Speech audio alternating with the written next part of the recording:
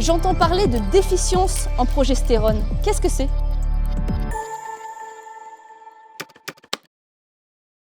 La déficience en progestérone, c'est un classique de la vache laitière haute productrice. Une vache laitière haute productrice, c'est une vache qui va produire plus de 40 ou 45 kg de lait au moment où on va la mettre à la repro. Une fois qu'on a dit ça ne nous explique pas cette déficience en progestérone. La déficience en progestérone, elle relève de deux phénomènes. Le premier, on a une vache qui va exporter plus de progestérone dans le lait parce qu'elle produit plus de lait. Le deuxième phénomène, c'est le fait que la vache laitière haute productrice consomme beaucoup d'aliments, produit beaucoup d'acides gras volatiles et le foie va confondre en quelque sorte les acides gras volatiles avec nos hormones de la reproduction que sont la progestérone et les oestrogènes. Le résultat, c'est que la progestéronémie, la concentration de progestérone dans le sang, va être plus faible. D'où un rétrocontrôle négatif sur l'axe hypothalamo-hypophysaire qui sera moins puissant. Et au moment de la sélection, on a besoin d'une quantité plutôt faible de FSH, suffisante malgré tout. On va avoir trop de FSH, une croissance anormale des petits follicules et on peut avoir même deux follicules qui vont devenir codominants. Résultat, des gestations gémellaires ou bien des follicules de taille trop importante,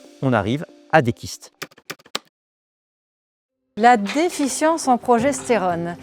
En fait, on ne la diagnostique pas. On ne la diagnostique pas comme ça. Par contre, on a des élevages où il y a une production qui est importante, il y a beaucoup de jumeaux, il y a beaucoup de kystes. Dans ce cas-là, quand on a des animaux qui ne prennent pas, on va plus facilement en fait, aller vers des protocoles hormonaux avec de la progestérone. Il faut juste en ramener. On utilise des GPG avec des implants de progestérone, très simplement pour optimiser les chances de réussite.